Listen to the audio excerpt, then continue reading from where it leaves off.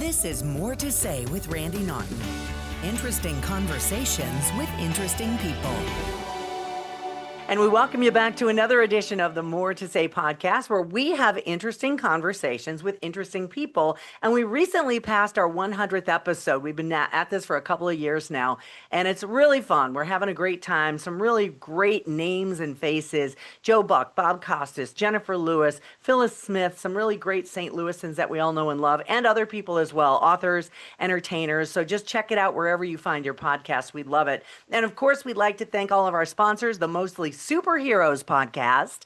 They too are local St. Louis, hyper local, and they have their finger on the pulse of St. Louis. Logan Janis and friends, go to mostlysuperheroes.com. Of course, Dr. Joe Molesky and STL Medical Weight Loss. If you're looking for a new you in the new year, check them out, stlmedweightloss.com. And of course, our friends at Team Jakey. It is a 501c3, and they are hoping to end the stigma of mental illness. We work with them, and we love them, and we'd love it if you check out all they do in the St. Louis area at teamjakey.org. Okay, on to our guest. Chances are you've seen this guy on stage at one of the local comedy clubs over the last, 2 to 2.5 decades in the St. Louis area.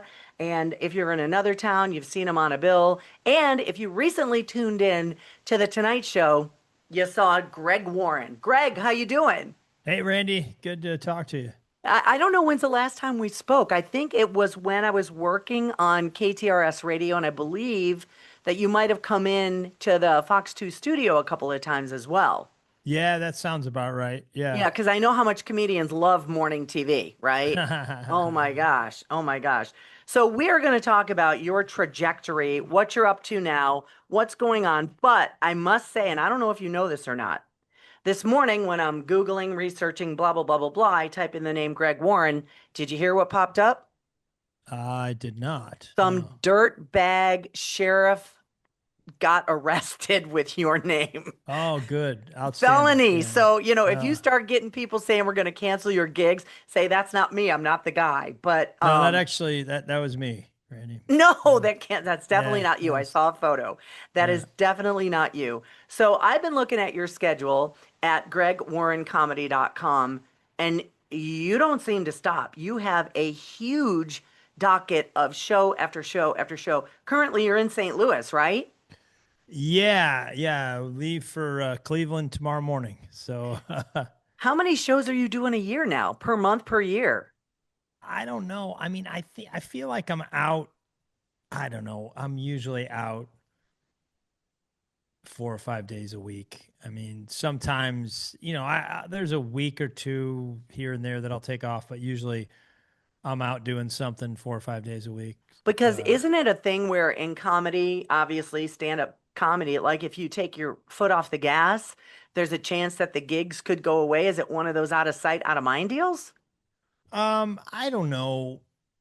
I'm not sure if I'd qualify it as that. I mean, I've always worked. That's what I enjoy doing. It's what I like doing. It's kind of, and now things are going pretty well. So, I want to, 2 or 3 things. One, I like making a little bit more money, a lot more money. Nice. So I definitely want to do some of these gigs, while things are going well. A lot of people are showing up, which is I'm very grateful for. 2, it's always about generating the next hour of material, and I need to be out working in order to do that. So, I put something out. I put an hour special out in the fall of last year, and I recorded it in the spring of last year. So it's been about, or maybe, no, that's the opposite. I put it out in the spring of last year, and I recorded it in the fall of the previous year. But, so it's a little more than a year since I shot the last one. And, so I'm like a year into developing, the new hour, and it's getting to the fun part where it's like, it's starting to turn the corner where I think it's pretty good. And I'm starting to take kind of maybe B-level premises to A-level premises. And then, so you're able to turn some stuff down because you don't want to. What do you mean? I mean, I just need to be on stage to develop this stuff. It's like Yeah, I yeah. want to. I can't wait to go this weekend and be like, hey man, those 4 or 5 ideas I came up with this week, sitting in a Starbucks in Kirkwood, like I can get them on stage and try them out. And I think this year, in 2026, there's some opportunities that may come up that haven't come up in the past, and I want to have a really, really good new hour to show people. I don't think people realize what, I mean, I've never been a stand-up comedian. I've done live TV, of course, for 1,000 years, but Yeah. definitely different because you play you play to the crowd in front of you instead of a camera. And I don't think people realize the nuance that goes into prepping each show. It's not like you get up there and wing it, right? I mean, I've seen comedians with whole fat notebooks filled with stuff. Joan Rivers was one. Yeah, I mean, I don't have notebooks up there, but yeah, no, I would say the most of, the most stand-up comics, it's not, they're not just winging it. It is, Yeah. I mean, it's prepared material. There's some, there's a little bit of improvisation that goes in between the jokes, and some comics, there's a few that are like they do a lot of crowd work, and they've taken it to a different sort of art form. But for me, the fun part, the challenging part is like, let's try to come up with a new hour of material every couple years and shoot Hmm. it and put it out and then start over. And Yeah, and then let's talk about how social media has come into it because you were not on board with the whole stick a clip on YouTube kind of deal at the beginning, right? Did you think it was like because that was me too. It's like I don't want to jump on Twitter. It's just something else to do. Extra work. I didn't want to do it, but you changed your mind. Why? yeah, I mean, I think probably nothing else was going on in my career, honestly. No, I mean, I had sort of come up in a climate where it's like, hey, you get your material together and you put it on TV. I did a half-hour Comedy Central special, and I did a bunch of late night sets 20 years ago, and I was like, you don't just give that stuff away. Right. You sell it as a special, and um then things started, guys just started throwing stuff up on the internet, and I'm like, it's part of it was probably like, I don't want to just give it away. Part of it was probably a little bit of laziness Yeah. of like, I don't, I need to shoot it the right way. I don't want to look amateur if I do put it up. And then I think there's this thing called Dry Bar Comedy. It's basically like a company out of Salt Lake and or Provo, I think, and it's like clean comedy for the. They were one of the first people to sort of like mass put up specials on the internet, and they came Right. to me, and I remember this was probably 2012 or 14 or something, and they came to me and they're like, "Hey, we want you to do this."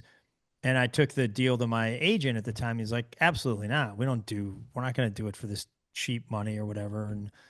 And then so we turned it down, and then he's like, "I can't let you sign that." And he did the right thing back then. That was just sort of the environment. He didn't see the Took future. care of you. Yeah, and then a couple of years later, I think I was like, you know what? Nobody's coming to me right now. Like I'm not sort of. Comedy Central was making less stuff. HBO wasn't interested, and so I was like, why am I hoarding this material? And I went to them. I was like, hey, you guys still want to do this? And we shot it, and I didn't think anything about it. I really didn't. I was like, whatever. This is just It's something for something. they paid me a little bit of money. Maybe we'll use these clips to advertise or whatever to get people to come to clubs. And then they just put it out. They had a long editing process. They did, and so it's like I forgot about the thing, and then it just popped up one day. Um, and I just started getting all these emails from people like, "Hey, man, I saw your stuff," or like people that I used to know, and like, and so it Nice. really, yeah, that thing probably wind up, it got millions of views on it. So then I started doing, I'm like, okay, I don't care about TV. I'm just going to do my own thing. And I think I've made 3 specials on my own since then. One we put on Amazon, 2 we put on Nate Bargatze's network, and Nate produced those.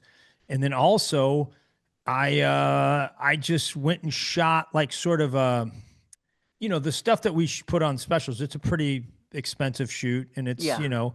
a good production company. I went to my friend Tim, to Chris Convey, who's my partner Tim Convey in the I know that podcast. name. Yeah, Chris is Tim's brother. Chris has worked in production and television, and he produces the Mark Twain Awards. He's a really, really bright guy and a great friend. And I was like, hey, man, I have all this old material that is just sitting somewhere. It's like a Comedy Central special that they never show anymore.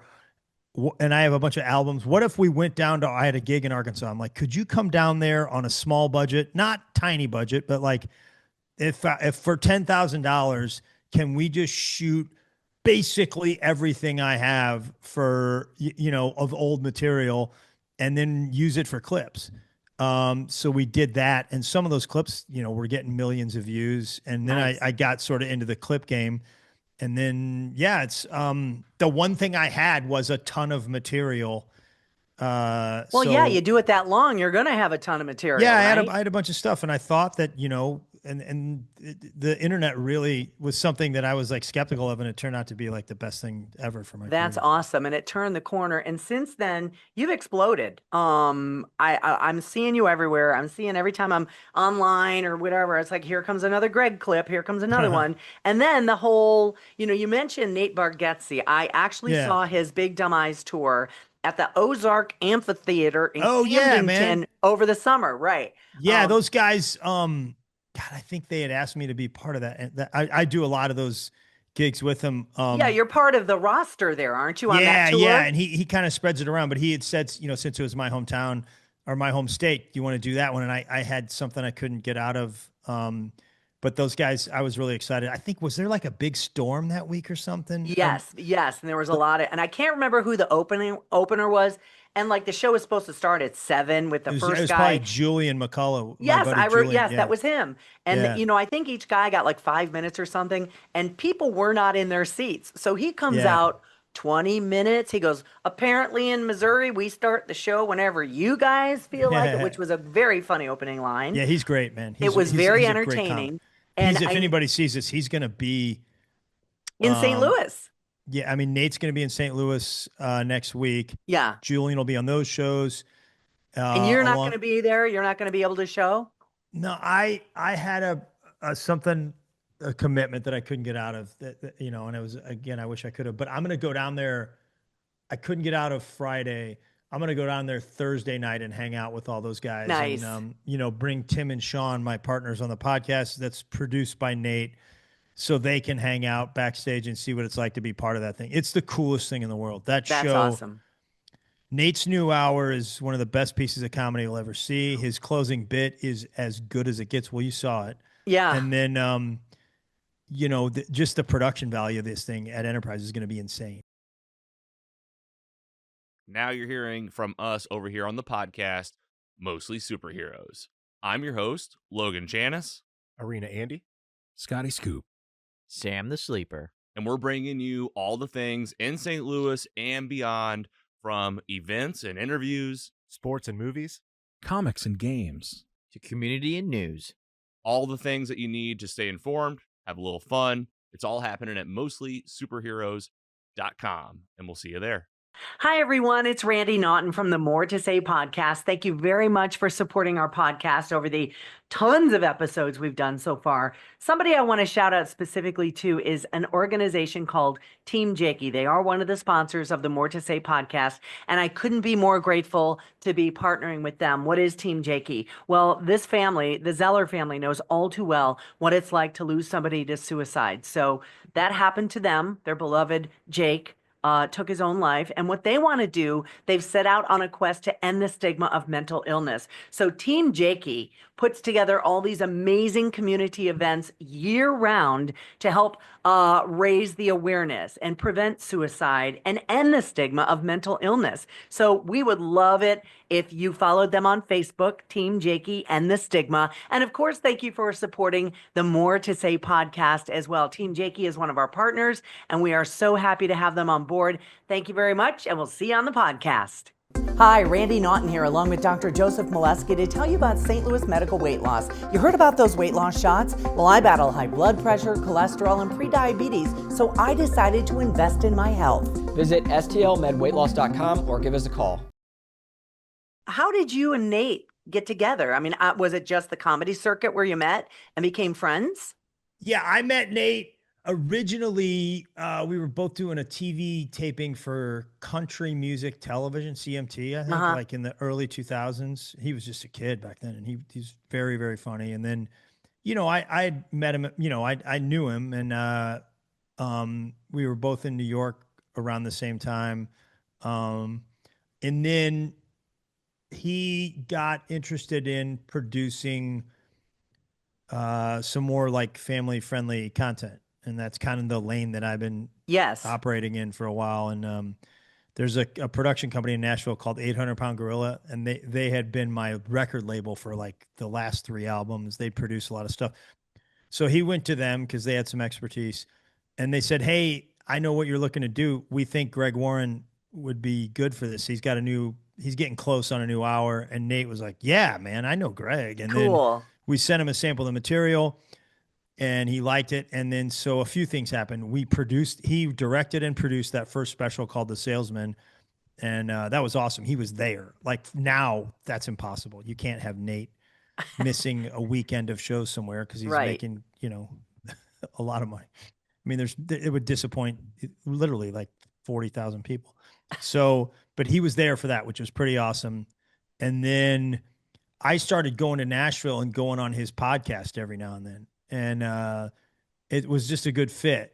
And then, after that, he was like, "Hey, why don't you come out and do some tour dates with me?" And, that's been a blast. And Well, whole thing now is- we've got to fast forward into the big thing that's happening. Nate called you. Well, here back in November, you finally got the dream of dream gigs to appear on the Tonight Show with Jimmy Fallon. Here you are. You're going to get your stand-up appearance on the Tonight Show, which is like the pinnacle for a stand-up comedian. This was in November, but then Nate calls, and Nate says, "What, Greg?" Yeah, the way it went down, I actually think, man, I bet this was probably October. And I was opening for Nate in Cincinnati, where I lived there for like 5 years. That's where, and I was really excited because I did 2 giant shows in Cincinnati, and it was pretty awesome. So I was just happy.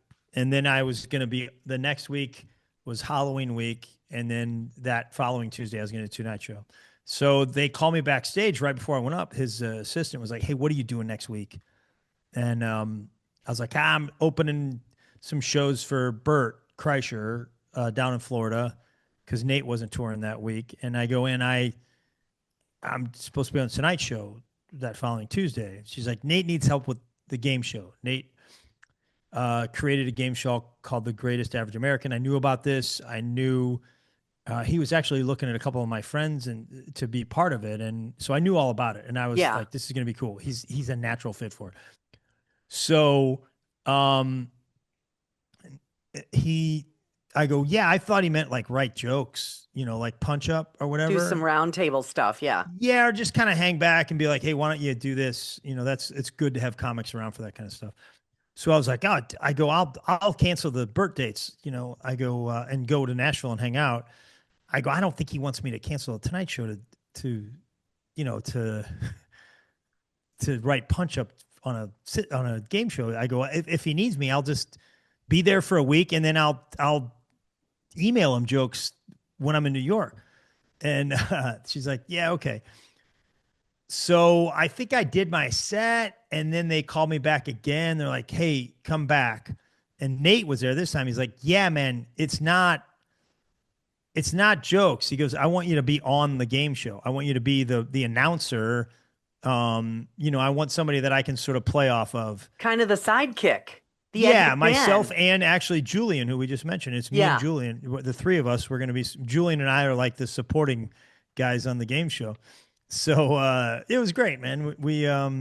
So I was like, "Yeah." And he goes, "Don't worry about the Tonight Show." He goes, "If you can't," he goes, "if I need to, I'll call Jimmy and make sure that you get, rescheduled." Get you rescheduled. Yeah, so it worked out. My manager, the guy that books it, Michael Cox, the guy that booked me on the Tonight Show, is just the coolest dude. And he was like, "Yeah, man, he's got to take that gig. Can he do it in December?" So we didn't even have to. I don't think. Well, Nate might have I called. saw it. I saw you do it live, and I thought it was fantastic. The whole, thanks.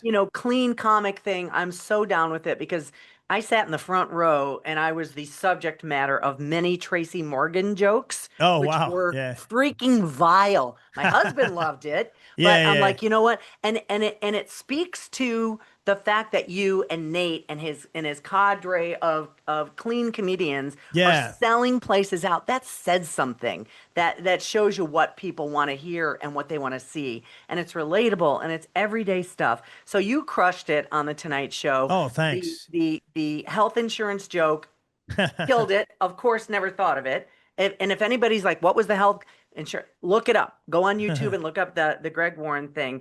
And my husband's a fisherman. We both cracked up when you talked about high school fishing teams and the Oh, thanks. cheerleaders. Yeah, I like that because at the end of that, the guys from the Roots sort of like they all did like a fishing Yeah, cast. it was Yeah. just great. So I want to get back right now to the greatest average American, which is going to be this new game show starring Yeah. Nate Bargatze and you on ABC. It's going to debut at the end of February, correct? Yeah, February 25th. Yeah. Awesome. So Yeah. the greatest average American, what is the premise? How does it work? So there's basically it starts with 3 contestants, and they surveyed a lot of Americans, and on these questions, and they say, okay, this question, how did Americans answer this question? And they all weigh in, and whoever, I can't quite remember how, but it's like Whoever whoever kind does of the gets best. closest to the answer. Yeah, whoever does the best or gets the most points on I think it's like 4 or 5 rounds of that, they pick the top 2. One person gets eliminated. So then it's down to 2. And then the next round is sort of my favorite round. That is Nate does some task, and the 2 remaining people bet on how well Nate will do with it. So it's like I like it. one person bets the over and under, and the other one, bets. So it's not just kind of asking and answering questions. There's some actual physical stuff involved as well with Nate. Yeah, one of Okay. it, like it could be him, like how many state capitals is he going to name, but it also could be like how many wiffle balls can he hit, Nice. or how many plates can he break, or like it's just this guy John Quinn, who ran the show, is a veteran game show guy, and that was my favorite part, and I probably participated in that the most. I tried to call it straight like a regular sporting event, Oh, nice, then- nice. And then that gets it down to one person. And then that worst one person, they survey the audience. And Julian's sort of the guy that manages the audience. They survey the audience before the show on 7 questions. And they're pretty tough questions, where it's like, Can you remember any of them? I want to see if I can answer it. No. You probably can't because of I probably can't tell you anyway. No, Yeah. you couldn't tell me anyway. Duh. But I remember they were not, it was one of these questions where like, man, I could see how people would go that way or that way. Mm. So it's like 7 questions. If the person gets 5 of the 7 questions, they win, and they win the average American salary of $67,920, and Nate pays the taxes. And it's insane. Like, it's a lot of money for these people. And I mean, it was like I was watching a Cardinals World Series game. Every time I was rooting so hard for these people. And it was amazing, and you get really wrapped up in it. And then if they lose, I think they get like $10,000 or something. Hey, that's not bad. Not bad for a and then day's work. also, if they win, the studio audience gets like one of Nate's favorite things. It could be, Waffle House or Grand Old Opry tickets, or like it's all kinds of really cool stuff. That sounds. And this is how many episodes? It's debuting end of February. Yeah, I think the way they're doing it is 8-hour-long episodes. And each hour, I think, is 2 sets of contestants. Gotcha. It's either 2 or 4 sets of contestants. I can't remember. But I think it's 2 sets of contestants. So I could see them in some other way breaking this up into 16 episodes, like especially if it was syndication or something like that. It definitely, the way that we shot it, it could be 16. But I think the way they're airing it is 8-hour-long episodes. That's awesome. Well, yeah, it was really fun. Yeah, we're going to look forward to it. It's called The Greatest Average American on ABC, debuting at the end of February. We would be remiss if we didn't talk about your good friend that you've known for bajillion years, Nikki Glazer. What the heck? She's blown up. Obviously, just hosted the Golden Globes again for the second time. God, yeah, I was so proud of her, man. Just crushed it. So good at that thing, which is a very, very hard thing to do. Like it was just made to do that sort of thing. And don't be fooled. Like, I mean, she's a natural talent, but like Nikki will outwork, I guarantee she outworked every one of the hosts that have done that show for the last 20 years. Like the preparation, like, I mean, here's to give you an idea.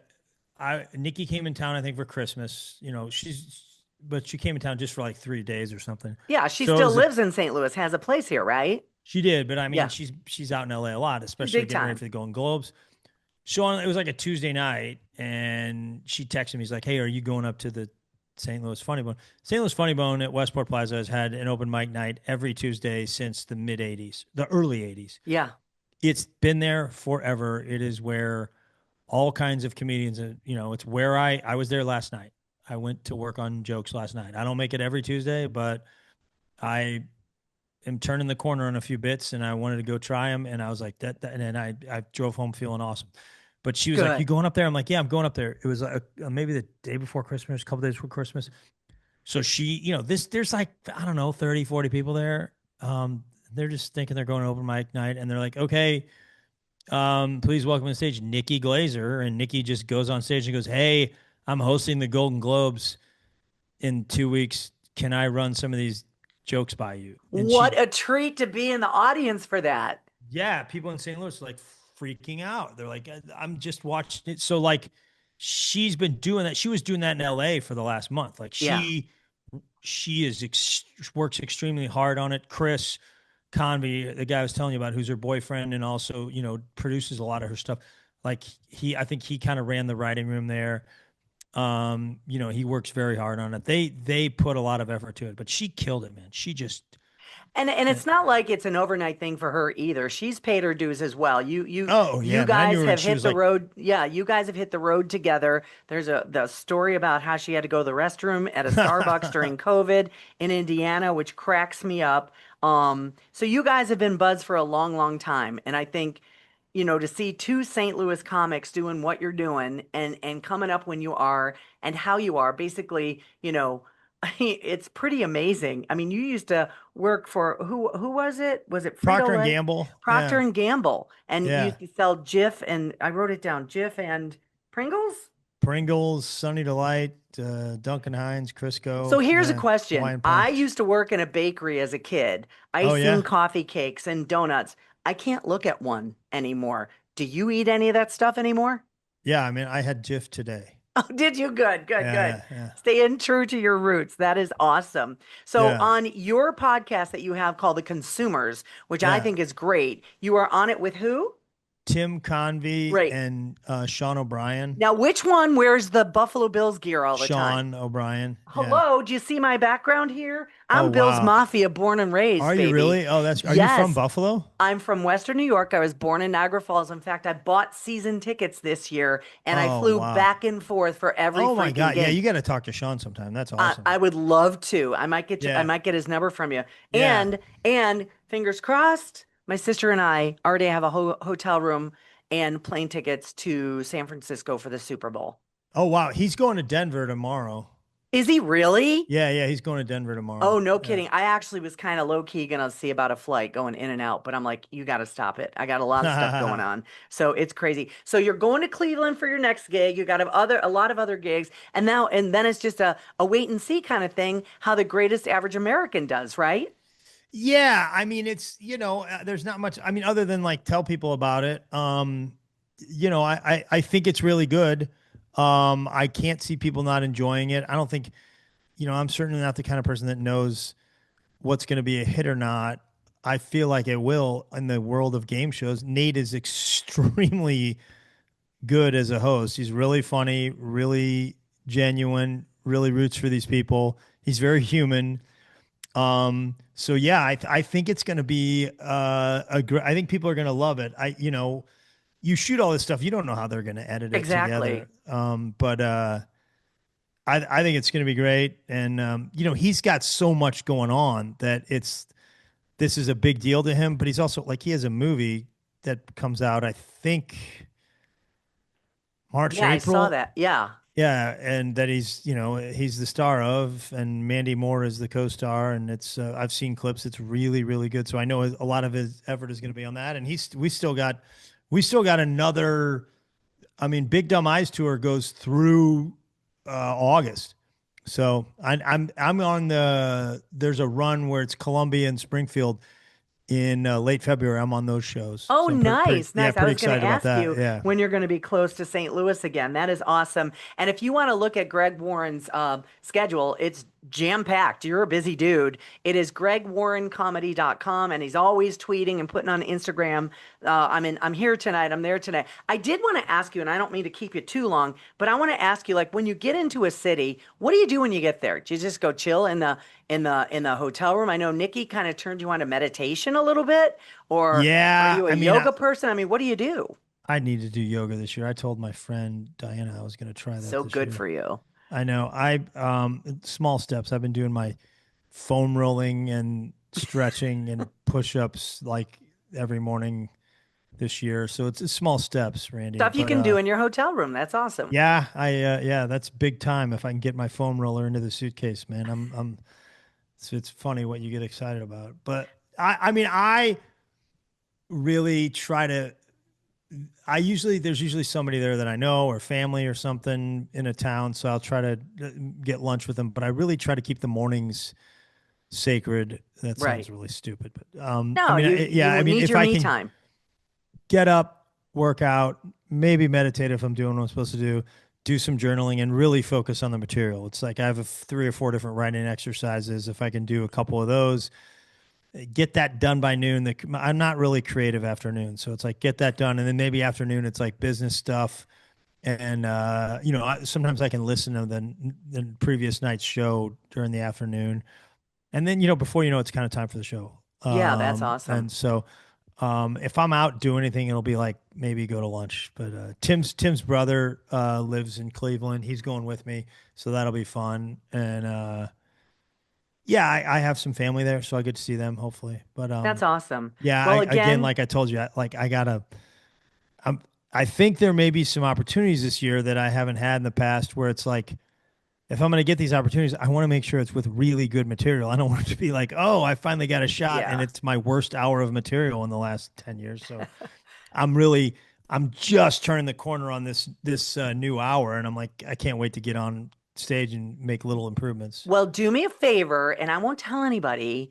If you're going to sneak over by Funny Bone in Westport, just sneak me a little text and let me know. I won't tell anybody. Oh yeah, no, anybody. Yeah, it's on Tuesday nights. It's interesting to see. I'm not sure how much you'll enjoy it.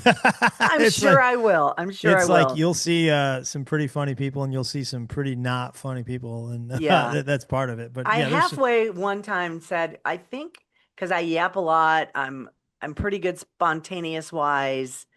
I have a foul mouth though. Nick wouldn't bring me on tour. I got a potty mouth, especially when I'm watching football. True confessions. Yeah. I throw down the swear words. I do. You'd fit right in on Tuesday night. That's for sure.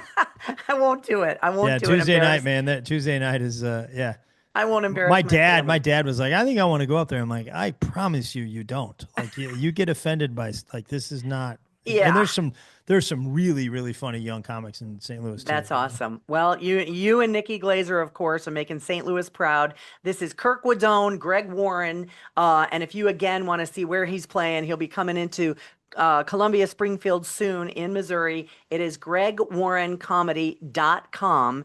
And of course, the game show is The Greatest Average American at the end of February on ABC. We'll be watching for that too, Greg. Thanks for joining me. Yeah, great to see you. I really appreciate your time. And I appreciate you joining us here on the More to Say podcast and our sponsors as well, TeamJakey.org, STL Med Weight Loss, and of course, Mostly Superheroes and our friend Logan Janis. So thank you for joining us here. You can catch us on all streaming platforms. Until next time. This has been More to Say with Randy Naughton. Interesting conversations with interesting people. Be sure to like or subscribe wherever you get your podcasts.